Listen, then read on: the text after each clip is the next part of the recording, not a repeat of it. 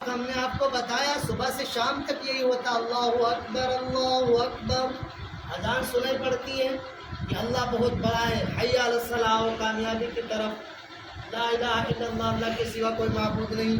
صبح میں اذان ہوتی ہے، صبح میں اذان کے اندر کلمات جو ہے یہ بڑھایا گیا ہے، الصلاۃ خیر من النوم، یعنی صلاۃ کون سی؟ کھانے میں جو ہم صلاۃ استعمال کرتے ہیں اس کو نہیں کہا گیا۔ لوگ سوچے کہ وہ صلاۃ ہے جو ہم کھانے میں پیاز اور مولی اور گاجر اور چقندر وغیرہ وغیرہ کاٹتے ہیں۔ ہاں، صلاۃ یعنی نماز۔ الصلاۃ خیر، خیر کے معنی بہتر۔ جیسے ہمارا کسی نے کوئی کام کر دیا ہو، کوئی احسان کر دیا ہو ہمارے اوپر، تو ہم کیا کہتے ہیں؟ اللہ خیر کرے، یہ کہتے ہیں نا، اللہ خیر کرے۔ خیر مطلب بہتر کرے، اللہ اچھا کرے۔ تو الصلاۃ خیر من النوم، من مانے سے، نوم مانے سونا، سونے سے، من مانے سے سونا، نوم کے مانے سونا، سونے سے نماز بہتر ہے۔ الصلاۃ خیر من النوم کو فجر میں بڑھایا گیا، کیوں؟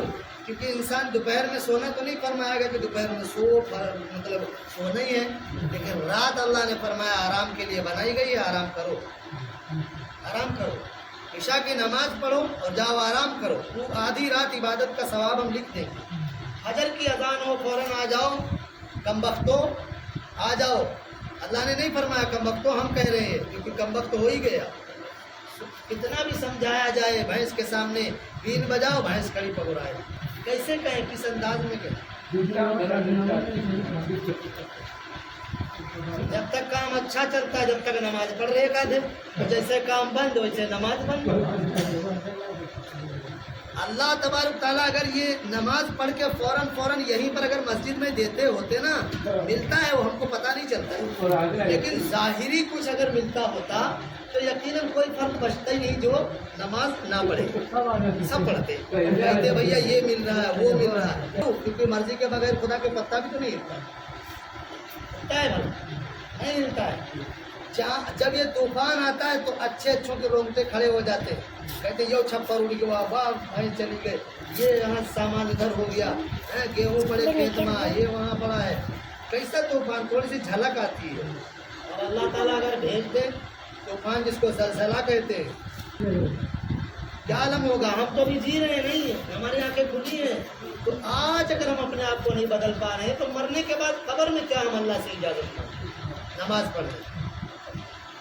حقوق اللہ، آپ کو اللہ کا حق یعنی اللہ کا جو حق ہے ہم پر قرض ہے، نمازیں 5 وقت کی جو ہم پر فرض ہیں وہ سمجھ لو قرض ہیں، تو اس لیے ہمیں وہ قرض ادا کرنا رہتا ہے، اور بغیر قرض دیے ہوئے چلے گئے ہم، سمجھ لو پھر وہاں پر کیسے اللہ تعالیٰ وصولے کے قرض؟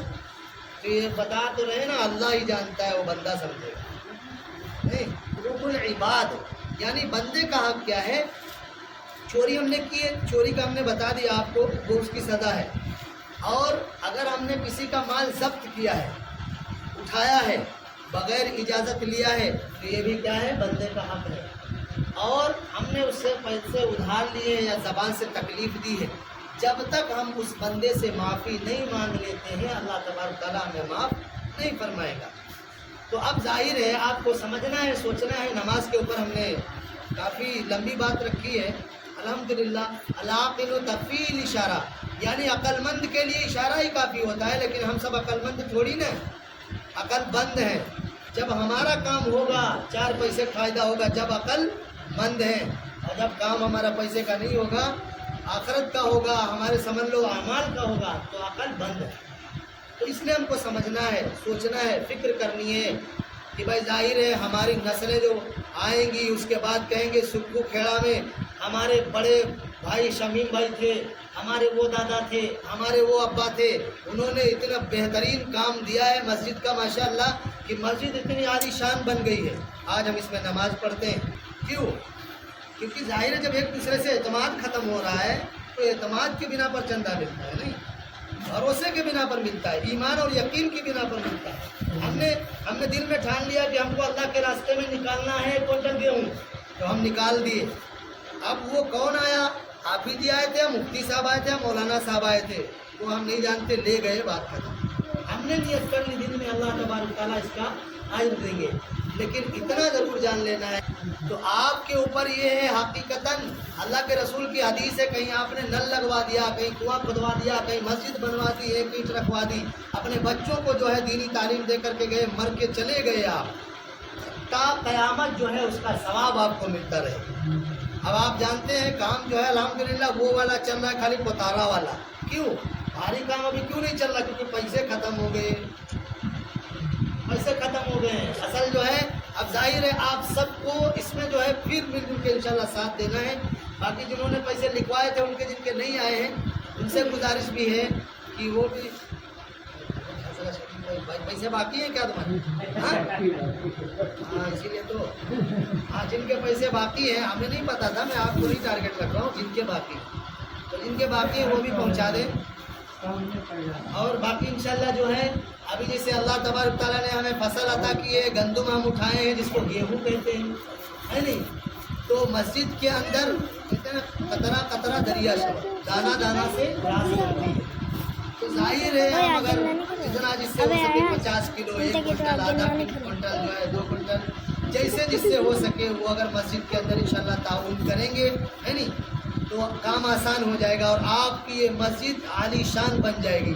جب آپ آئیں گے یہاں پر فرش ہوگی بہترین، اے سی ویسی لگی ہوگی اور جیسی کی تیسی پڑی ہوگی تو پھر یہی ہوگا کنکڑ اور بجڑی لگیں گے ماتھے میں، تو کہیں گے چلو جمعہ صرف جائیں گے، وہ دیکھو نشان بن گئی، ہے نہیں؟ تو بڑھیا انشاءاللہ جب پرسکون ایک دم بہترین جو ہے مسجد بن جائے گی۔ اور بھائی ہے مسجد کیا اللہ کا گھر ہے، ہم اپنا گھر بنانے کے لیے کتنے 2 سال تک جو ہے پیسے جمع کرتے پھرتے تھے، یہ چیز بننا ہے، وہ اس بار بننا ہے، یہ اللہ کا گھر ہے، اس کے اندر ایک پیسہ بھی لگا دیں گے، ڈبہ رکھ دیجیے، گھٹا بڑھاؤ اس کو۔